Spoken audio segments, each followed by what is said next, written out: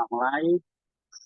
Eh, Kemarin terakhir kan saya bahas ini ya, hasil dan apa hasil dan pembahasan. Eh, Saat ini saya udah kasih contoh bagaimana kita mencari hasil atau mengerjakan hasil atau temuan. Hasil atau temuan itu eh, kita menyajikan data eksperimen ya, kalau itu lapangan atau data survei. Kalau di basis itu nanti ada survei spektrum. Kalau kita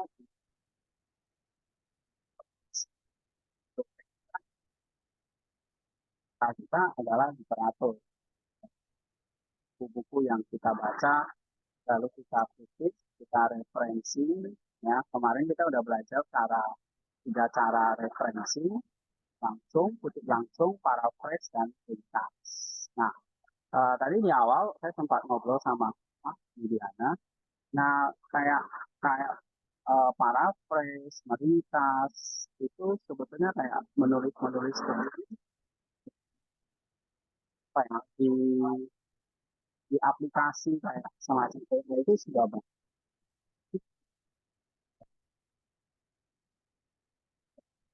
bisa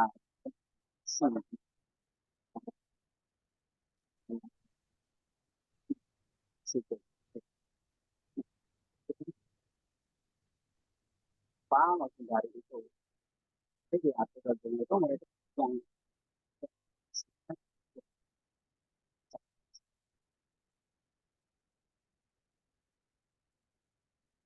suaranya hilang lagi ya. Eh.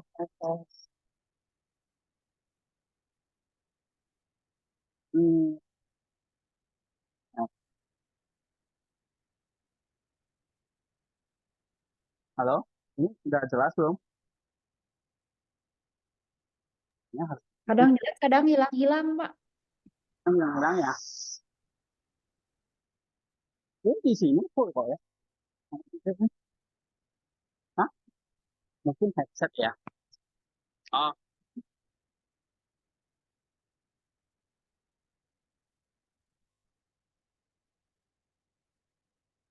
kalau aku nggak pakai. Nah, ini udah jelas belum? Mungkin headsetnya nih. Udah jelas? Nah, ini lebih jelas, Pak. Udah ya? Oke. Eh, Tadi saya lanjut tentang ini, hasil dan pembahasan.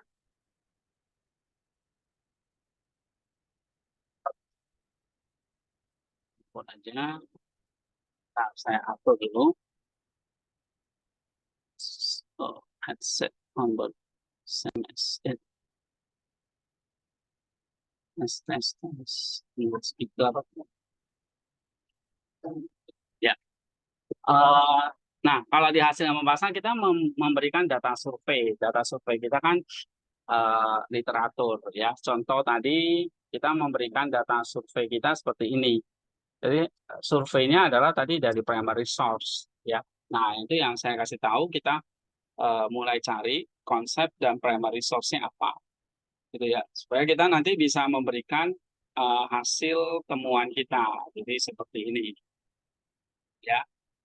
Nah, eh, kalau kayak gini saya nggak tahu ya, apakah hmm, data-data survei seperti ini di setiap artikel jurnal itu diminta, tetapi idealnya itu kita harus kasih tahu. Kadang nggak semua artikel itu atau jurnal itu minta data survei seperti itu ya. Tapi kita baiknya kita kasih hasil-hasil seperti ini supaya ini memang benar-benar kita kerjakan ya, nggak sekedar poin-poin gitu ya.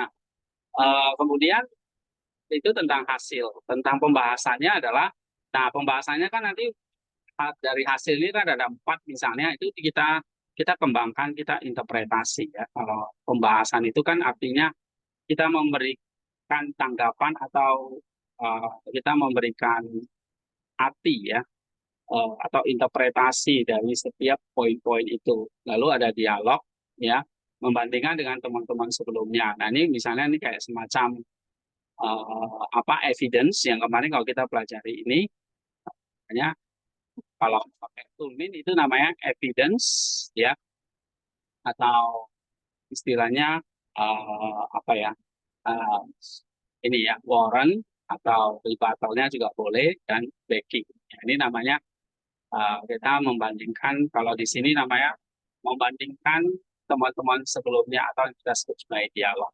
Nah, dialog di sinilah kita memuat model-model paragraf seperti ini.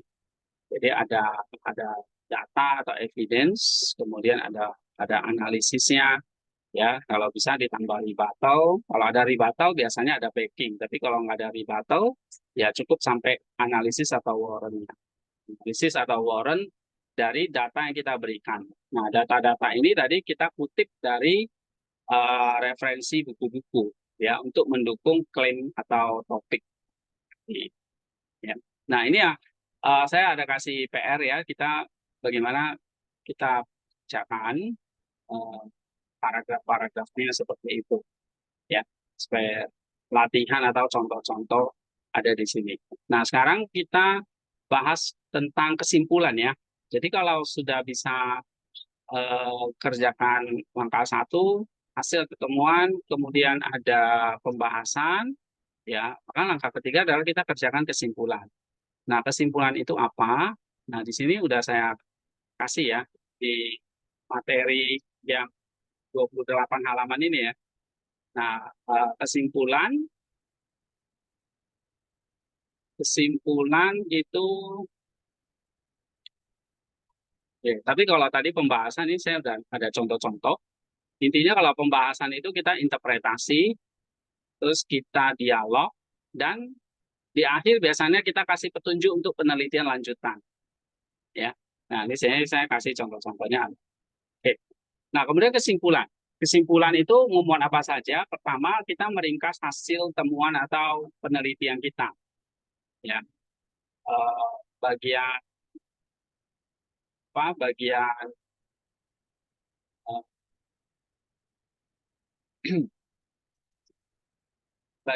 bagian kesimpulan harus memuat ringkasan dari hasil atau temuan penelitian yang telah diperoleh.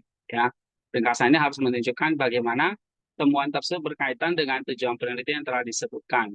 Jadi kita meringkas poin-poinnya lagi atau temuan-temuannya tadi. Ya, contoh misalnya jika tujuan penelitian untuk mengidentifikasi, menganalisis peran Roh Kudus dalam peristiwa Allah, maka kesimpulan harus merangkum temuan-temuan utama terkait peran tersebut. Jadi kalau di materi ini saya kasih contoh yang Kisah Rasul 2 ayat 2 ya, bukan yang tentang inkarnasi. Oke. Kemudian setelah meringkas itu kita kasih poin utama dari diskusi, ya. Lalu misalnya diskusi jika telah dibahas bahwa Roh Kudus berperan secara prerogatif dalam memberikan kuasa untuk suara profetik dan menguasai iman Trinitarian, maka kesimpulannya harus menegaskan hal itu. Ini contoh kalimatnya kayak gitu ya. Nah, lalu kita berikan pernyataan tentang kontribusi penelitian pada bidang studi secara keseluruhan. Nah, kesimpulan harus diakhiri dengan pernyataan mengenai bagaimana karya penelitian ini berkontribusi pada bidang studi secara keseluruhan, ya. Karena kan di awal di abstrak itu kan kita udah mengatakan nanti karya kita itu punya kontribusi. Nah, kita harus kasih kontribusinya apa ini atau dampaknya apa. Ya, misalnya penelitian memperkaya diskursus teologi Kristen dengan memberikan perspektif baru tentang peran Roh Kudus dalam peristiwa Allah. Maka kesimpulan harus menyebutkan dampak dan signifikansi temuan ini dalam kemajuan teologi. Nah, contoh kalimatnya itu seperti ini, ya. Nah, kalau untuk ini yang Kisah Rasul 2 ayat 2. Contoh kita bikin kesimpulan itu seperti ini. Nah, di dalam kesimpulan itu sudah nggak ada yang namanya kutipan, ya, nggak ada lagi yang namanya kayak gini. Claim, evidence, analisis, rebuttal, backing, ini udah nggak ada. Kesimpulan itu tidak boleh ada data atau evidence lagi, atau kutipan-kutipan baru lagi, itu nggak boleh. Sehingga kalau nggak ada kutipan, yang nggak ada warrant, nggak ada backing, nggak ada rebuttal, dan seterusnya. Ya. Yang ada di dalam kesimpulan itu adalah kita cuma mengatakan poin-poinnya ini, ya, kontribusinya ini. ya, untuk mengatakan bahwa tujuan tercapai gitu. Ya, contohnya seperti ini. Oke, kalau yang tentang ini eh, ini saya udah kasih contohnya ya. Coba kita baca contoh kesimpulan. Oke. Nah, ini contoh kesimpulan yang tentang ini ya, inkarnasi Kiril ya. Nah, jadi penelitian ini mengonfirmasi bahwa kan tadi kalau di sini kan ada 4 poin ya. Mana tadi ya. Nah, pembahasannya kan 4 poin ya. Tentang kesimpulan hipostatik, lalu tentang deifikasi ya, tujuan inkarnasi, kemudian sakramen sebagai inkarnasi yang berlanjut, kemudian inkarnasi sebagai jembatan kosmis. Nah, 4 poin ini uh, kita simpulkan jadi kayak gini. Nih, penelitian ini mengonfirmasi bahwa teologi inkarnasi Kiril dan Alexandria, sebagaimana diartikulasikan dalam Scholia on the Incarnation of the Only Begotten, memberikan kerangka teologis yang relevan untuk mengatasi ketidaksetaraan sosial di Jakarta melalui platform digital. Nah, ini kalau kita kaitkan misalnya dengan ketidaksetaraan sosial, ya. Yang pertama, konsep kesatuan hipostasis Kiril menegaskan bahwa integrasi antara dimensi spiritual dan sosial dalam kesaksian digital bukan mungkin, tetapi esensial. Dengan menolak dikotomi historian, penelitian ini menunjukkan bahwa platform digital dapat menjadi ruang untuk menghadirkan Kristus yang utuh, ya, baik sebagai Tuhan yang transenden maupun manusia yang berempati melalui konten yang menggabungkan advokasi keadilan dengan spiritualitas. Nah, jadi kayak kita mengkonfirmasi balik ya tentang penelitian ini bahwa hasilnya seperti ini dan poin 1, konsep kesatuan hipostasis sudah terjelaskan ini. Baru kedua, deifikasi sudah terjelaskan nih. Ketiga, sakramen sudah terjelaskan. Jadi kita kayak meringkas kembali poin-poinnya, ya. Nah, ini sebetulnya paper saya di yang ini ya, supaya nggak bingung nanti. Eh,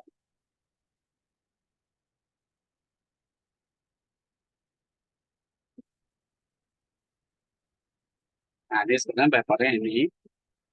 Nah, judulnya nih ya, tentang eh, jadi ini sebetulnya rada ribet ya, karena memberikan beberapa variabel. Kalau yang contoh yang saya kasih ini kan cuma, kalau contoh di sini ini kan cuma konsep inkarnasi aja ya, satu variabel. Jadi di sini saya kaitkan dengan masalah masalah digital ya, masalah digital dengan ketidaksetaraan sosial secara secara sosial ya di Jakarta, ini khususnya di Jakarta. Jadi kalau kesimpulannya uh, seperti ini. Jadi kita mengkonfirmasi ulang penelitian ini ya, poin 1, poin 2 dan seterusnya kayak gitu. Nah, baru terakhir uh, kita kasih kontribusi apa gitu ya, berkontribusi apa. Misalnya 1, 2, 3 gitu. Baru hasilnya ini hanya kalimat penutup kayak gitu. Nah, intinya kesimpulan itu eh, kita menyimpulkan temuan penelitian, lalu kita memberikan kontribusinya, lalu cek apakah tujuan itu sudah terpenuhi atau belum. Nah, kayak gitu aja sih. Jadi misalnya penelitian bertujuan, ya, terus kita menegaskan ini poin-poinnya tadi, ya. Lalu kasih kontribusinya, memperkaya pemahaman teologis yang ada, membuka jalan penelitian lanjutan, dapat menyesuaikan aplikasi praksis dari pemahaman dalam konteks gereja dan kontemporer. Nah, dengan demikian penelitian ini telah mencapai tujuan diharapkan, kayak gitu. Ya. Jadi biasanya kesimpulan itu cuma satu paragraf, ya, 1 atau 2 paragraf. Umumnya rata-rata 1 paragraf, ya. Jadi ya misalnya kalimat-kalimat pertama itu kita kasih eh, apa ya, kalimat-kalimat yang mengkonfirmasi hasil atau temuan penelitian, kita padatkan, kita ringkas, lalu kasih kontribusinya, lalu tegaskan kembali bahwa kontribusi ini sudah bisa mencapai tujuan yang diharapkan. Jadi intinya ada 3, ya, simpulkan temuannya, kontribusinya apa, dan cek apakah tujuan sudah dipenuhi atau belum. Ini 3 poin penting di dalam kita membuat sebuah kesimpulan. Sehingga dalam kesimpulan itu kita nggak tarik lagi ide-ide baru atau data-data baru. Jadi tidak boleh ada kutipan lagi atau footnote lagi gitu. Kita cuma hanya menyimpulkan dan memberikan kontribusi. Nah, kira-kira itu tentang kesimpulan. Ada pertanyaan nggak? Kalau misalnya ini ya. Nah, misalnya ini ada, katakanlah ini aja ya. Nah, misalnya 1, 2, ini saya sengaja bikin paragraf-paragraf ini supaya bisa lihat contohnya gitu ya. Ini sebetulnya nggak boleh, ini harus digabung jadi 1 paragraf aja. Kesimpulannya 1 paragraf aja. Nah, kalau misalnya saya tanya, misalnya nih paragraf 1, 2, 3 ini dan 4 ini tentang apa ini?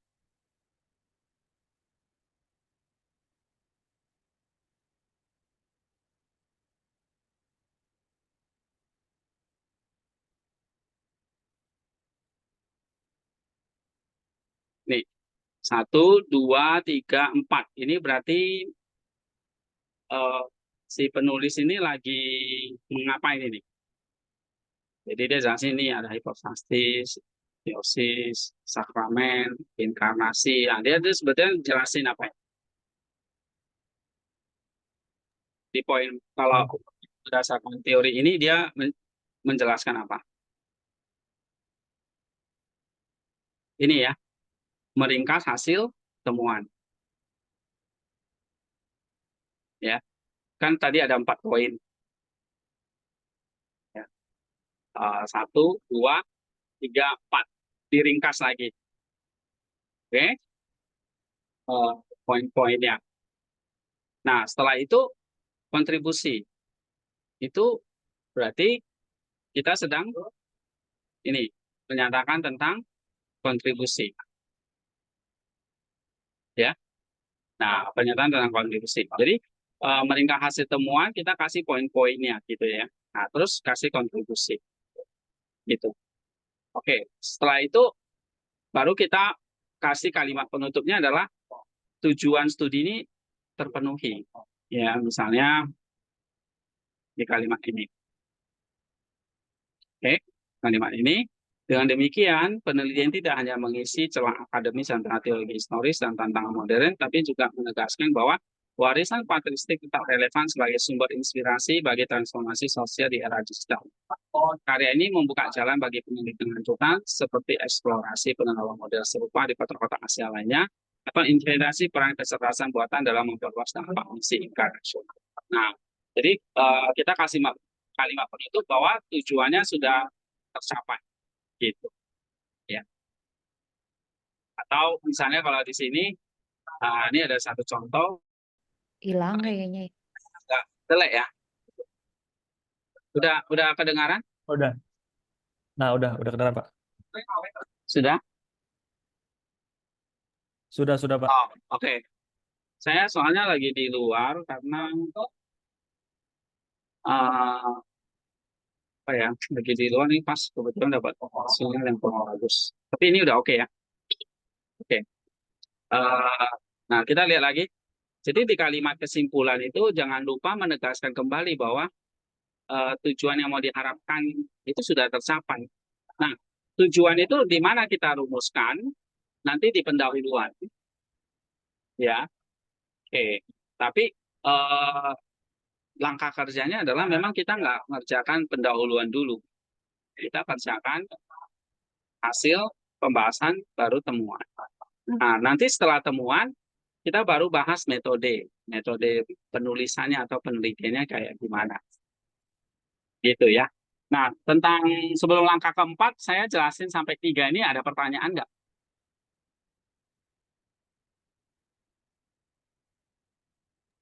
Cukup Pak. jelas atau ada hal-hal yang belum jelas?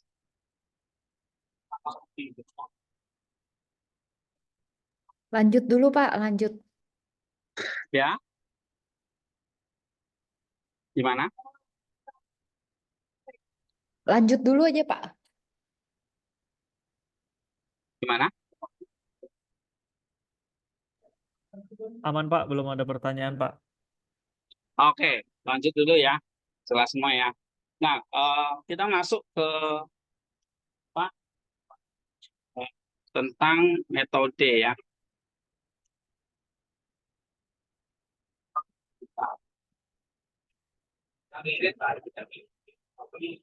Metode, metode itu berarti kan cara kerja ya, atau langkah-langkah kerja, langkah-langkah kita menulis artikel tersebut. Eh, nih,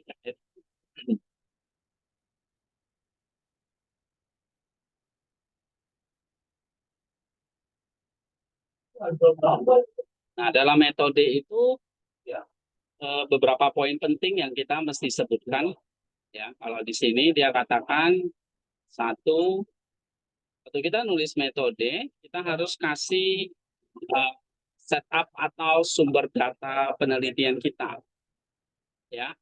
Eh, Kalau itu adalah penelitian literatur, kita harus katakan itu adalah penelitian literatur, sumber datanya dari mana gitu. Nah, kayak kalau kayak di sini eh,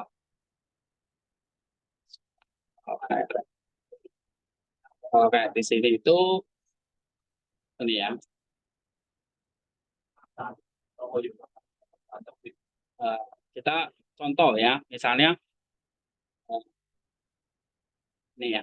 Jadi deskripsi langsung dari metode ya, kita mengatakan metode yang kita gunakan apa. Yang jelas kalau kita literatur kita akan jelaskan ini adalah replika, ini adalah penelitian literatur. Ya. Lalu kita katakan bahannya apa? Ini maksudnya datanya, sumber datanya kita jelaskan secara rinci dari mana saja.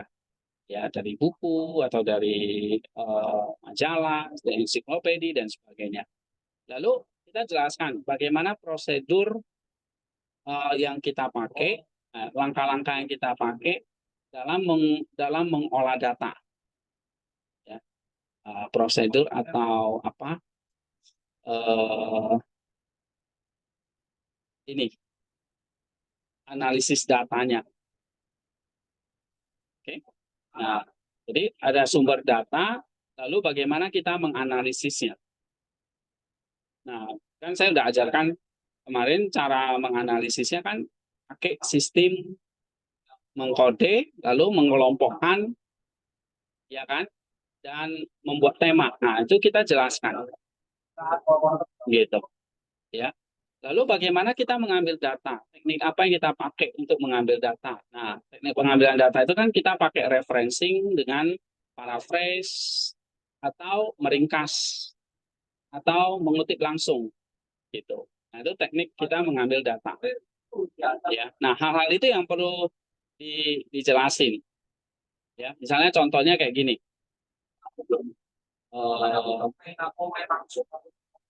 Contohnya, kalau kita literatur kadang-kadang ada bermacam-macam ya. Kalau misalnya kayak eh, kalau misalnya kayak eksegesis, kita jelaskan. Misalnya deskripsi langsung dari metode itu, penelitian ini menggunakan pendekatan eksegesis ya terhadap teks Alkitab, khususnya Kisah Para Rasul 2 2. Oke, untuk mengidentifikasi dan menganalisis peran Roh Kudus dalam konteks preroma Allah, ya, penuhan Allah. Pendekatan ini dipilih karena eksegesis memungkinkan analisis mendalam dan terperinci terhadap teks liris yang diperlukan untuk memahami konsep teologis yang kompleks seperti preroma. Jadi kita kasih tahu ini pendekatan eksegesis, ya. Tapi kalau misalnya kayak kayak yang ini, eh, apa, ini ya yang kiri punya, ini bukan eksegesis tapi ini pendekatan literatur atau survei literatur, survei buku gitu. Ya, survei tulisan. Ya, kita cukupkan ini penelitian literatur aja. Kayak gitu. Ya. Nah, ini contoh yang eksegesis. Lalu kita kasih tahu bahan apa yang kita gunakan. Nah, ini poin 2-nya. Bahan yang digunakan kita harus kasih tahu sumber primernya apa, sumber sekundernya apa. Kalau misalnya contoh Kisah Rasul 2 itu, sumber primer jelas dari kitab suci. Kisah Rasul 2 ayat 2 yang ditulis Lukas. Ya, sekundernya ya kita kasihkan karya-karya yang relevan. Nah, misalnya saya ambil aja 3 ini. Ya. Nah, kalau ada 5 ya kita kasih tahu ada 5, ada 10 gitu. Kita kasih tahu sumber sekundernya. Nah, lalu prosedurnya bagaimana? Prosedur penelitian ini. Nah, kita tadi bagaimana kita menganalisis data itu, ya. Kita pertama misalnya mengumpulkan dan menganalisis literatur. Oke, kalau eksegesis ya. Lalu kita melakukan eksegesis terhadap Kisah Rasul 2 ayat 2. Lalu kita menghubungkan hasil eksegesis itu dengan konsep teologis, dengan tulisan-tulisan dari misalnya ini, ya itu namanya prosedur. Oke. Nah, baru gimana kita mengambil data? Mengambil data misalnya menelaah buku, artikel, jurnal teologi, ya, membahas tentang pleroma, Roh Kudus, Trinitas. Nah, atau kita menganalisis teks Alkitab dari bahasa aslinya Yunani. Nah, itu artinya kita mengambil data. Datanya kan pasti bahasa asli Yunani. Kita ambil, ya, terus kita analisis, gitu. Nah, bagaimana teknik analisisnya? Nah, ini ya, cara mengambil datanya ya. Cara mengambil data tadi, kalau Kiril berarti kita pakai kayak menelaahnya dengan mengutip langsung, memparaphrase atau meringkas. Nah, kita bisa sebutkan di sini teknik mengambil datanya. Tapi setelah data diperoleh, kita kan harus analisis. Nah, analisisnya misalnya kalau eksegesis ya, kita menganalisis struktur kalimat. Ya, lalu kita hubungkan nih hasil ini dengan konsep teologisnya. Nah, misalnya ini contoh ya. Atau kalau yang Kiril, teknik kita analisisnya, kita berarti kalau ini apa? Nah, nih, cara analisisnya apa? Teknik analisisnya apa? Kita kutip, lalu kita memberikan pengkodean, lalu kita melakukan pengelompokan kode, lalu kita membuat tema-temanya, dan di situ kita mendapatkan hasilnya. Itu kita jelasin langkah-langkahnya ini di yang namanya di teknik analisis. Kalau eksegesis agak lain. Kalau eksegesis ya kita menganalisis struktur kalimat gitu, ya. Lalu hasilnya kita cari interpretasinya dengan hubungkan dengan konsep teologis. Misalnya ini simpelnya analisis sintaksis, analisis teologisnya. Gitu. Tergantung ya, kalau analisis eksegesis itu tiap dosen bisa beda-beda. Ya. Kalau saya pasti teknik analisisnya adalah teks itu diterjemahkan, lalu kita bikin uh, sintaktik konten lah istilahnya ya. Jadi kalau misalnya kalau biasanya saya kalau ngajar eksegesis itu pakai yang ini. Nah, ya.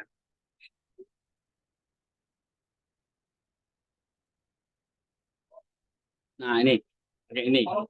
Ini kan ada langkah-langkah 1, 2, 3, 4, 5, 6, 7, 8, 9, 10 gitu ya. Nah, ini kita jelaskan.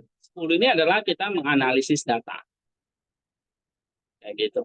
Ya, kita menganalisis data. Ini kan ada langkah 1 sampai 10 ya. Nah, langkah 1 sampai 10 itu kita jelaskannya di mana? Waktu kita menjelaskan ini. Nih. Waktu kita lagi menjelaskan ini kok jadi 2 ya forsip. Nah, waktu kita lagi menjelaskan teknik analisisnya. Ya. Nah, kemudian kita perlu jelaskan juga, karena ini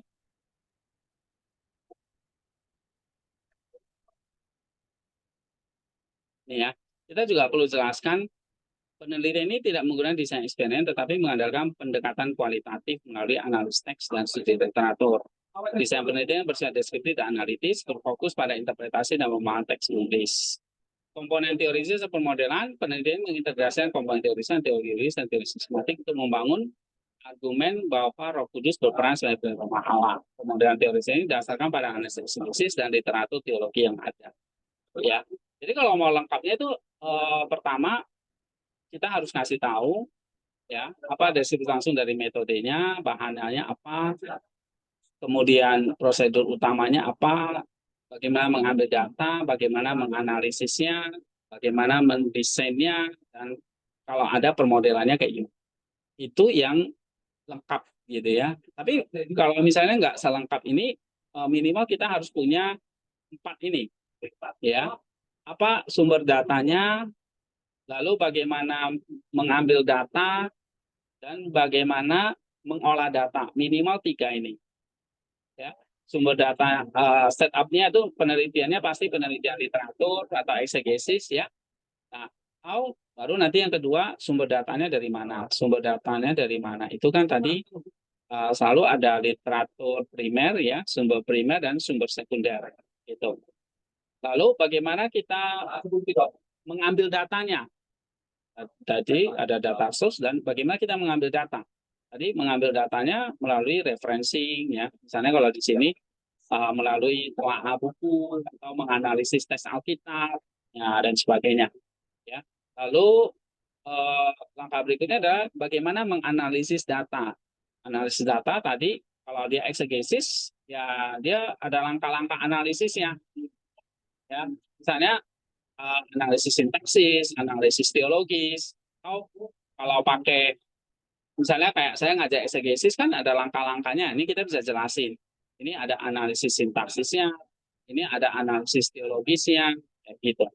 Nah, itu artinya kita mengolah data. Atau kalau misalnya contoh kayak gini, contoh mana tadi? Contoh pembahasan kayak gini, ini kan ada langkah-langkahnya. Misalnya sudah ada data nih, 30 data.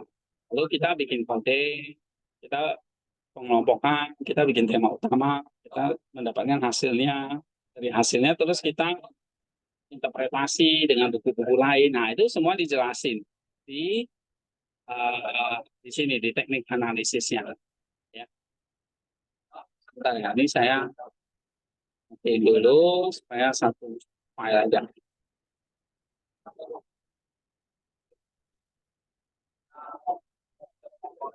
Oke, jadi minimal ada 4 ya, minimal ada 4. Kalau mau lebih detail lagi ya ini ada 7 sampai. Ya. Tapi saya pikir 4 aja sudah oke. Kita ikuti ini. Jadi setupnya apa, data source-nya apa, lalu teknik mengambil datanya bagaimana, teknik analisisnya mana. Nah, tahapan penelitiannya itu tahapannya itu ya misalnya itu sebenarnya dijelaskan dari awal. Cuma kita baca di sini tahapan penelitiannya atau prosedur utamanya ya. Kita studi literatur dulu, habis itu baru kita analisis tekstual, habis itu baru kita interpretasi teologis. Itu tahapan-tahapannya. Gitu. Ya, ini nggak dijelaskan juga nggak apa-apa sih. Yang penting adalah metode langsungnya apa. Kalau itu eksegesis kita ngomong, kalau itu literatur kita ngomong literatur. Baru bahannya apa, cara mengambil datanya gimana, cara analisisnya gimana, ya itu. Yang penting itu. Oke, ada pertanyaan nggak tentang ini? Nah, ini ada contoh-contohnya di sini. Ya. Nah, kalau contoh paper saya ini kayak gini misalnya.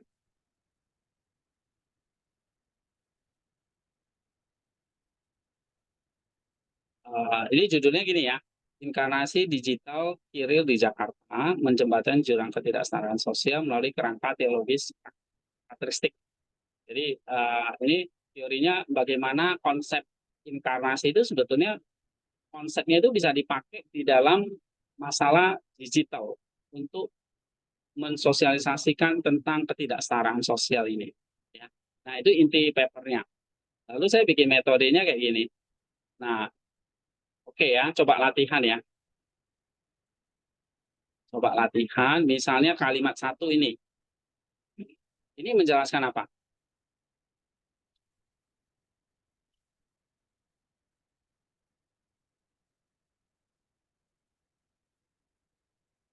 Itu deskripsi langsung nggak sih, Pak? Deskripsi langsung dari metode. Ya, sorry.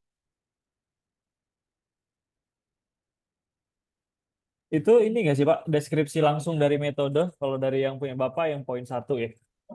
Iya. Jadi kalau dibilang pendekatan kualitatif dengan metode penelitian kepustakaan untuk menganalisis teologi inkarnasi Kiril, Alexandria, dan relevansi dalam merespon ketidaksetaraan sosial di Jakarta melalui ruang digital. Ya, sekarang kan lagi rame ya tentang digital itu. Nah, ini berarti kalimat pernyataan yang mana ini? Ini ya, tadi yang dibilang Leonardo itu deskripsi langsung ya dari metodenya. Kalau kita memang pakai itu kualitatif, kita ngomong itu kualitatif dengan metode kepustakaan menganalisis teologi inkarnasi Kiril, lalu relevansinya apa gitu ya. Nah, kemudian nomor 2,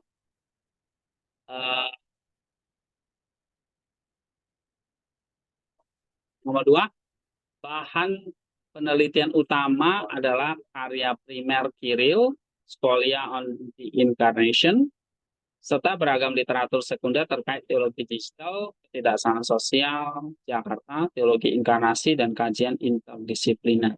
Nah, ini menjelaskan apa ini?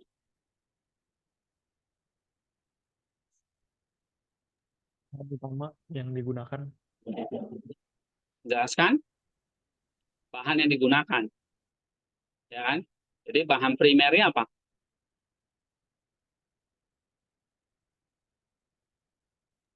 Kiril. Kiril Scholia on the Incarnation, bukunya ini, ya kan? Sekundernya, nah, kita bisa sebutkan aja. Kalau mau lebih lengkap, tulis judul buku atau tokoh-tokohnya juga boleh. Tapi biasanya kadang-kadang kan sebuah artikel jurnal itu kan dibatasi kata-katanya ya. Jadi kita kasih tahu aja literatur sekunder itu dari berbagai buku teologi, buku apa gitu, kita kasih tahu aja di sini ya secara singkat. Oke. Nah, terus ada prosedur penelitian meliputi pengumpulan data, lalu dianalisis hermeneutik teks primer, lalu disintesis literatur sekundernya, lalu dikembangkan kerangka teologi interdisiplinnya, lalu lah dapat formulasi rekomendasi praktis. Nah, ini tentang apa? Prosedur utama, Pak. Prosedur utamanya. Jadi prosedur utama itu kalau di sini itu kayak tahapan penelitiannya ya. Tahapannya. Kayak kita mau masak nih.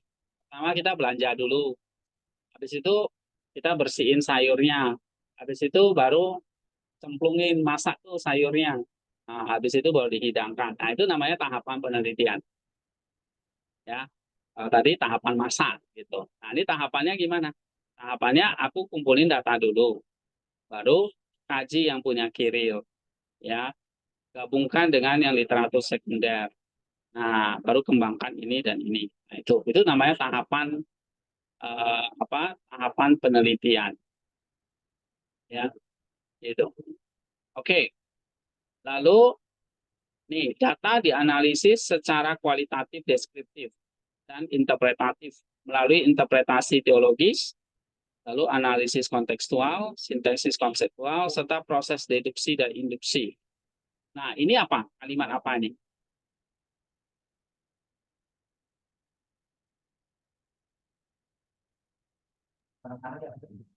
Ini Oh, teks. Hah? udah lanjut. Apa? Nah, ini bagaimana kita menganalisis teksnya, ya kan? Atau ini bagaimana kita mendapatkan data dan cara menganalisisnya. Ya, nah ini lebih kepada teknik analisis datanya, ya, teknik analisis datanya. Jadi data itu dianalisis dengan cara apa? Cara kualitatif deskriptif, ya. Lalu diinterpretasi secara teologis, lalu dianalisis, ya, lalu disintesis. Sintesis itu berarti kayak digabungin gitu, ya, karena memang saya nggak hanya bahas inkarnasi aja, ada juga masalah ketidaksetaraan sosial di Jakarta ya. Jadi ada sintesisnya. Oke, jadi proses deduksi-induksi ini kayak proses kita menulis kalimat, paragraf ya. Nah, lalu terakhir, desain penelitian yang digunakan adalah penelitian literatur teologis dengan pendekatan interdisipliner dengan teologi inkarnasi Kristus sebagai komponen teoritis utama. Ini mana? Kalau di sini yang mana?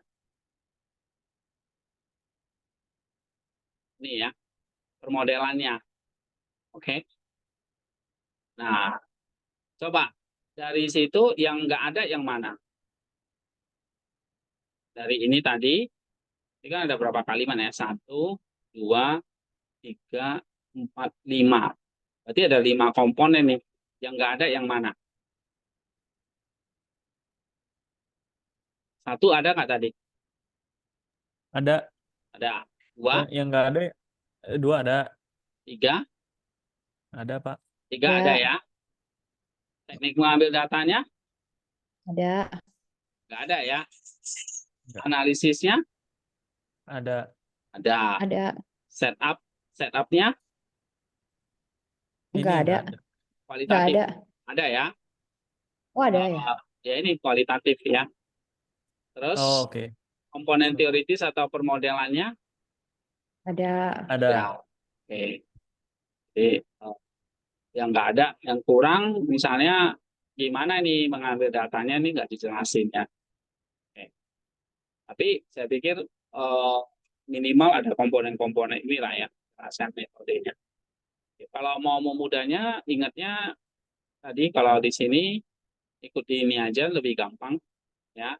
Nanti ingat aja ini jenis penelitiannya apa, setupnya.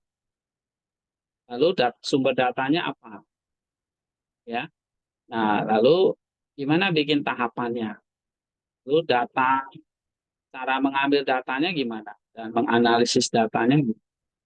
Jadi 4 atau 5 komponen ini harus ada tentang metode. Ya, saya kasih contoh lain. Eh,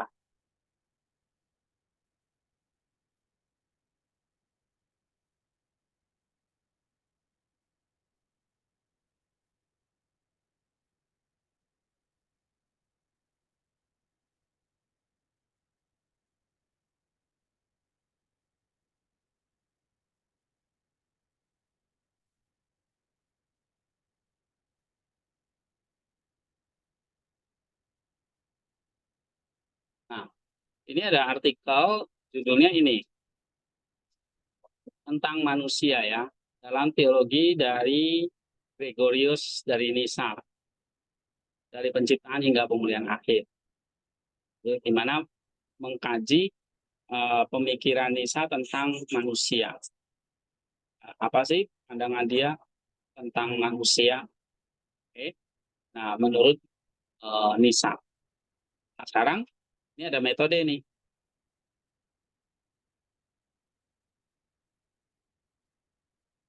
Oke. Ini cukup panjang. Nah, ini. Kalau ini, oke. Kalimat pertama apa? Ini tentang apa?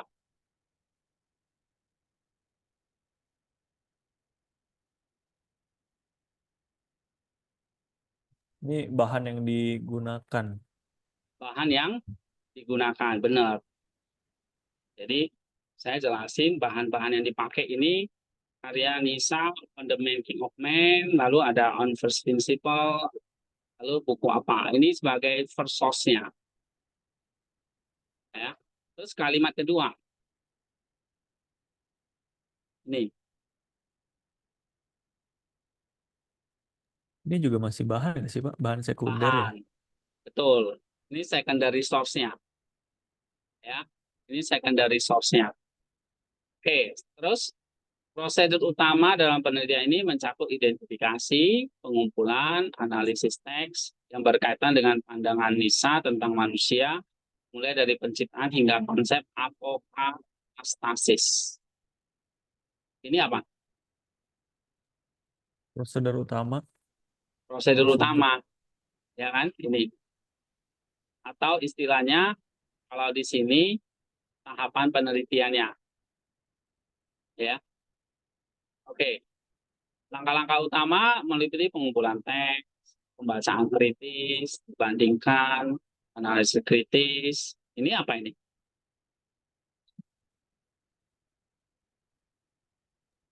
Ini teknik pengambilan data bukan, Pak? Hah? Atau teknik analisis ya? Ini masih apa? Langkah-langkah penelitian ini masih tahapan penelitian namanya. Oh, oke. Jadi langkah-langkahnya ini prosedur utama sama langkah-langkahnya sama di sini. Oke. Ya, prosedur atau langkah-langkah itu kan sama. Jadi saya kumpulin teksnya dulu, saya baca, dianalisis untuk dapat konsep kuncinya, lalu saya bandingkan dengan yang Gregorius, pandangan-pandangan yang lain, seperti misalnya dari tokoh George Florovsky. Nah, ini masih menjelaskan tentang yang ini, prosedurnya. Atau kalau di sini namanya tahapannya. Oke?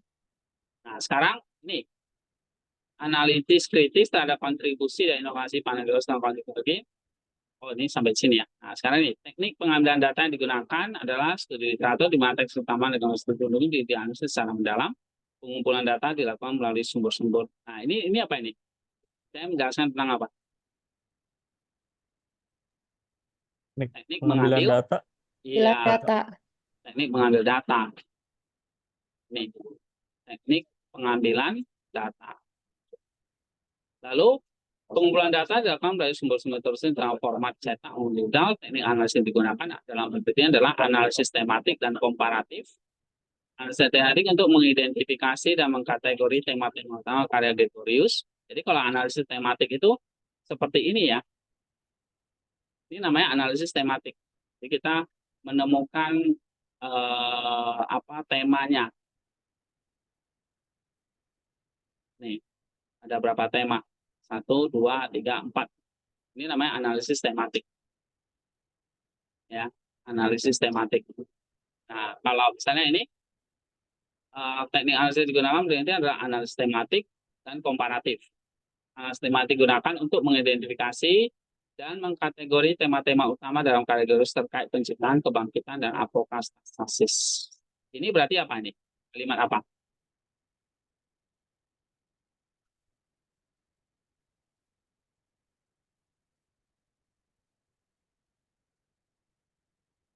Ini kalimat apa? Teknik Teknik analisis. analisis. Iya, benar. Ya, ini namanya teknik analisis data. Jadi teknik analisis data itu analisis tematik. Ya, kalau misalnya di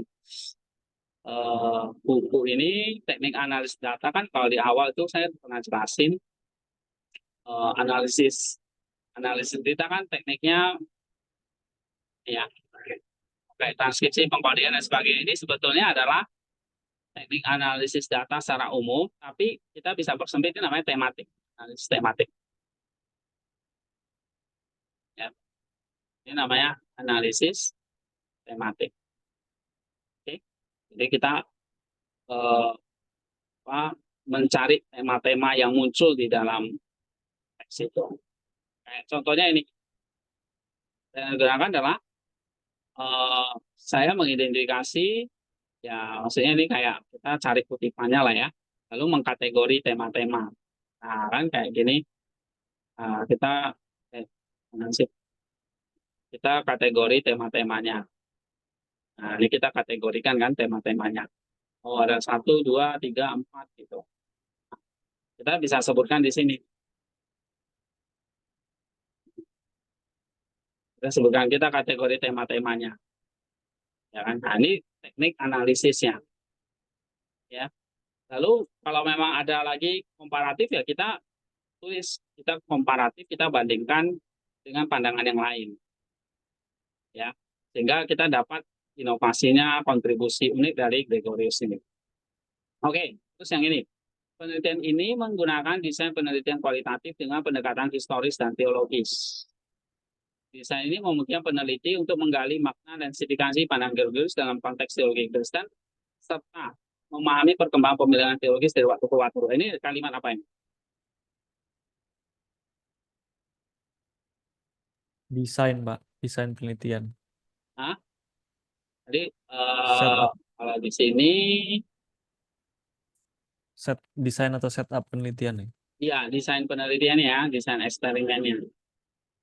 Ini ya, desain eksperimennya. Oke. Eh, kalau di sini itu, nah di sini nggak ada ya. Kalau ini atau setup eksperimennya lah ya. Atau di sini namanya desain eksperimennya. Setup penelitiannya di sini atau desainnya. Ya. Oke. Lalu dengan menggunakan metode ini, penelitian bertujuan untuk memberikan pemahaman mendalam tentang analisis geodesia mengenai alam manusia, mulai dari penciptaan dan sebagainya. Ini tujuannya ya. Ini boleh ada, boleh enggak, dibuang enggak apa-apa. Oke. Jadi tentang metode.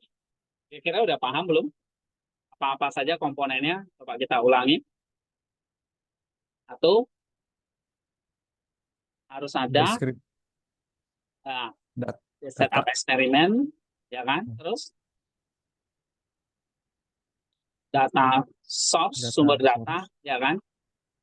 Lalu langkah-langkah penelitian, tahapan penelitian, teknik mengambil data, teknik analisisnya. Nah, itu dia. Nah, kalau mau lebih detail lagi, kita boleh tambahkan desain eksperimennya, ya, atau permodelannya. Oke, ini contoh ya. Jadi ini contoh uh, langsung metode. Ini tadi udah ya, udah dibahas ya. Oke. Nah, hari ini kita belajar dua. Saya kira cukup. Ya. Kita ada berapa menit untuk diskusi.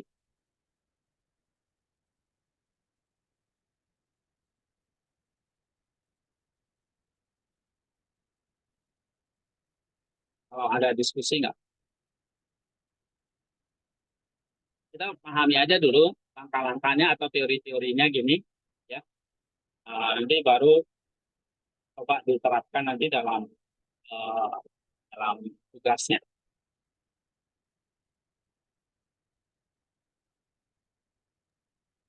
Pak, jadi nanti di tugas akhir tuh kita juga harus bikin giniannya ya, Pak ya? Ya, ya waktu nanti gimana tadi?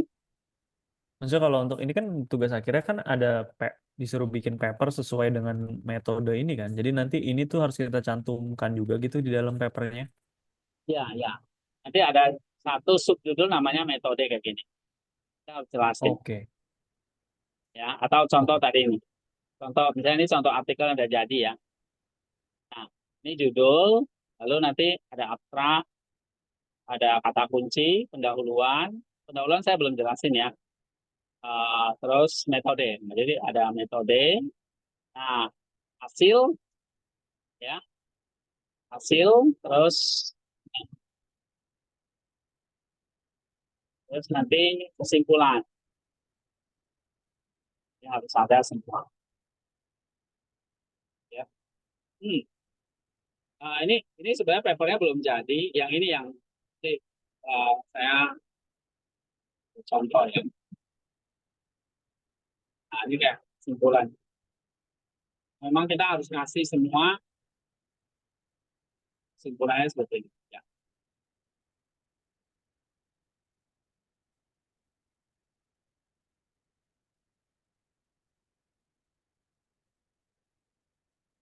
Memang modelnya adalah model apa ya? Namanya IMRAT ya.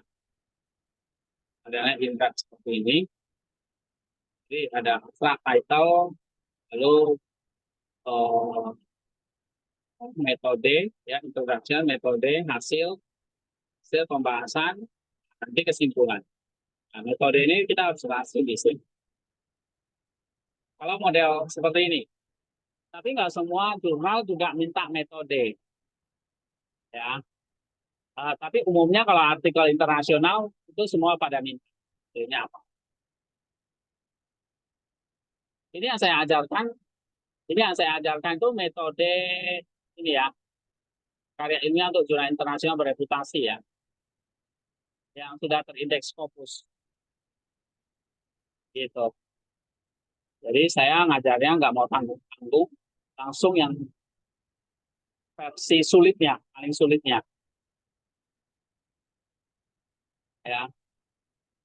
Nah, jadi kalau mau belajar yang sulit, sekaligus sulit sekali, tapi kita udah capai level yang harusnya ini udah karya internasional ini udah tinggi sih ya. Udah, apalagi yang bereputasi. Jadi kalau saya kasih kalian bahan ini, ya, bahan ini ya, bahan artikel ilmiah ini udah strukturnya ini judul dan sebagainya ini saya ambil dari ini jurnal internasional bereputasi. Jadi kalian sudah belajar nulis artikel yang langsung standarnya internasional, gitu. Caranya standarnya internasional. Walaupun nanti hasilnya ya kita submit aja ke jurnal yang nasional, ya nggak apa-apa. Tapi kalian udah ngerti cara orang nulis karya ilmiah atau artikel jurnal yang berstandar internasional. Ya, semuanya pakai model ini.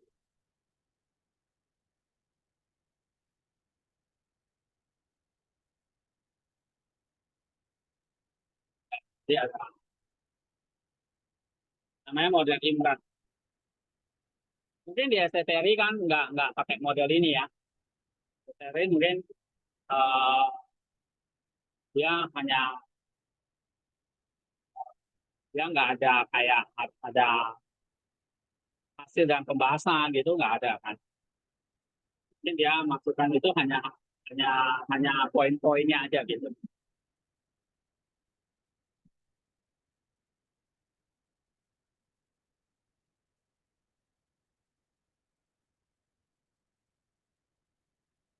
Oke, ada pertanyaan lagi? Nanti Rabu depan kita akan bahas tentang uh, ini ya, pendahuluan. Ya, tadi metode udah, lalu ini pendahuluan. Nah, pendahuluan itu ada item-itemnya lagi, kita pahami. Ini ada contoh-contohnya. Ya. Soalnya belajarnya lihat contoh aja dulu. Teori, contoh. Nah, habis itu latihan.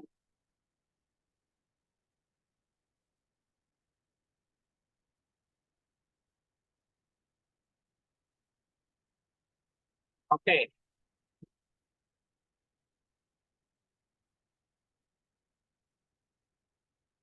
gimana? Di sini hujan, jadi agak berisik. Sejauh ini aman, Pak.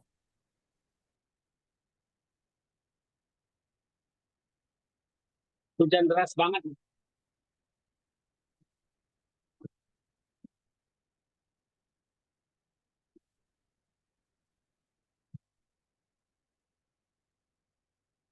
Pak Leo nih kayaknya udah.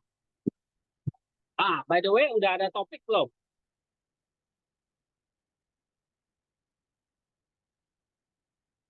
Belum, Pak. Masih mencari. Belum? Mikir-mikir, Pak, Mulai masih pikirkan ya. mikir-mikir. Mau nulis apa? Misalnya, eh, mulai dari tadi ya, langkah-langkahnya kan ini.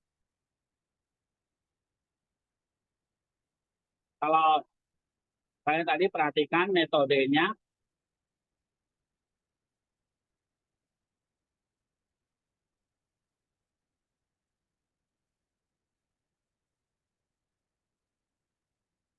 ya, metodenya itu oh, biasanya ya, nih, kita kumpulkan dulu teks-teks utama dan literatur. Ya, jadi cari buku apa ini, literatur pendukungnya ada nggak? Lalu kita baca, ya, kita analisis, kita pahami konsep-konsep kuncinya. Artinya kita buat kayak gini. Kita mau buat kayak gini. Nah, kutipan-kutipannya, terus kita bikin konsep-konsep kunci. Ini namanya konsep-konsep kunci. Jadi kalau ini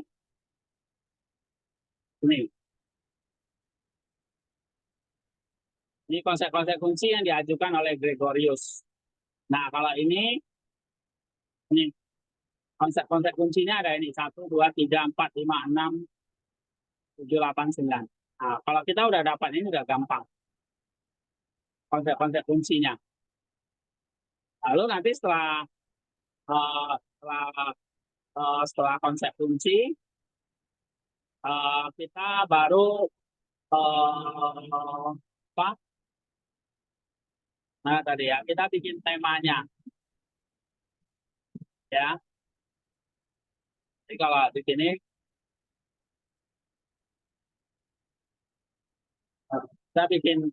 kita bikin temanya, oh yang ini ya. Nah, kita bikin temanya. Jadi kalau di sini kan, makanya di sini analisis tematik ya. Jadi kita mengidentifikasi, mengkategori tema-temanya. Nah, hasilnya ini ada 4 tema: penciptaan, lalu ada penjatuhan,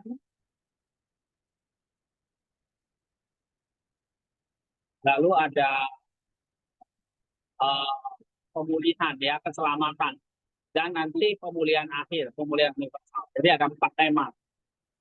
Nah, maka itu adalah analisis tematik ya. Nah, makanya kita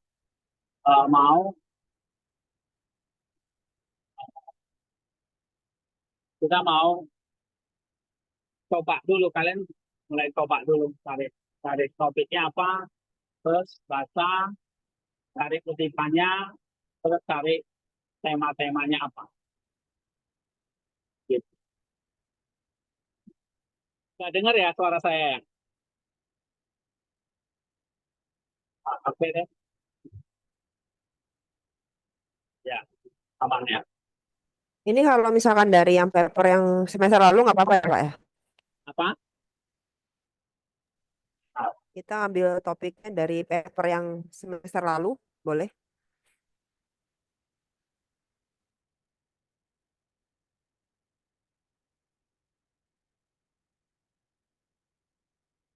Oh, saya juga kesulitan dengar ini. Mungkin di tag aja.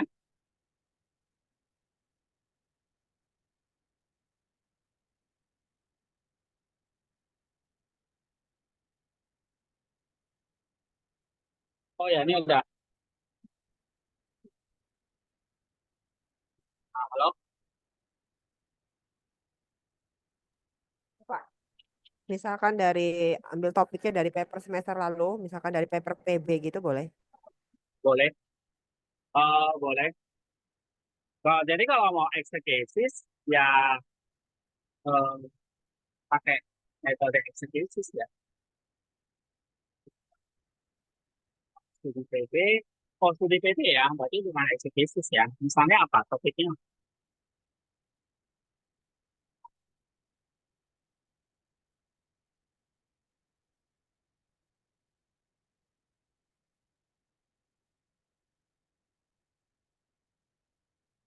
Oh, kalau gitu nanti setelah teori kita mulai ini aja ya.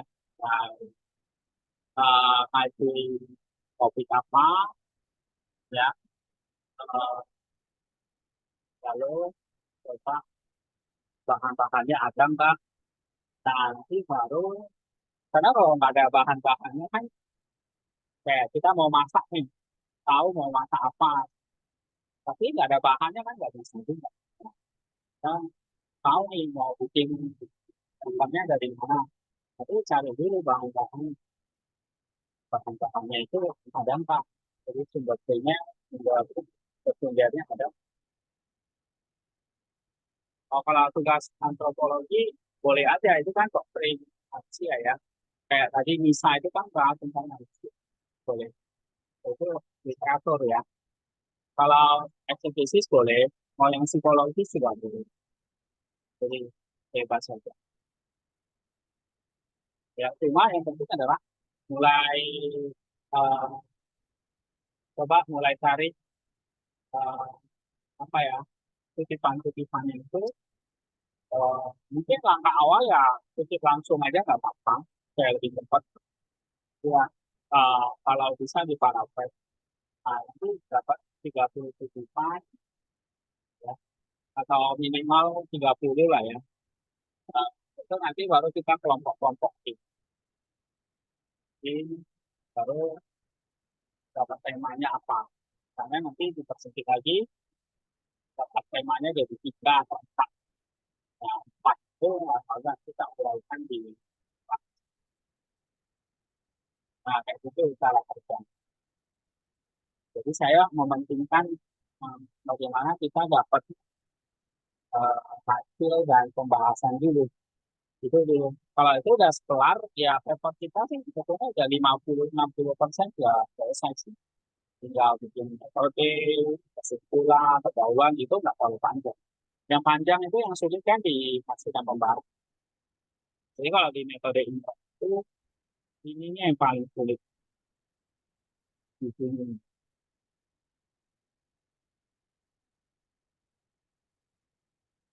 And text-nya ini loh, ya, result and discussion.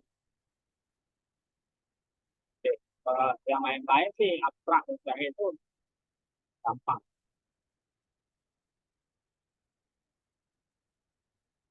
Oke, gitu ya. Kalau nggak ada pertanyaan kita selesai. Nanti kita ketemu lagi Rabu depan. Eh, Kalau mau ajak diskusi WA itu oke loh ya. Saya pasti akan balas. Apapun. Misalnya mau konsultasi topik atau bahasa atau apapun, silakan di WA aja di kampus.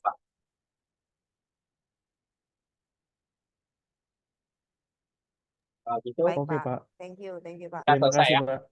Thank you. Sampai ketemu. Ya, Pak. Tentang tadi yang metode dan satu lagi tadi apa? Eh, Kesimpulan. Kesimpulan, metode dan kesimpulan itu ya diulang-ulang lagi ya. Nanti ya pasti akan kepake waktu nanti kalian nulis metode dan kesimpulan. Tapi fokus kita kali ini pertama cari topik, first source, secondary source ada dulu. Nah, baru nanti bisa mulai ramu. Gitu. Ibaratnya kita mulai masak. Tapi bahannya agak dulu. Ya. Oke, sampai ketemu. God bless. Thank you, Pak. Ya, Terima kasih, Pak. sama-sama.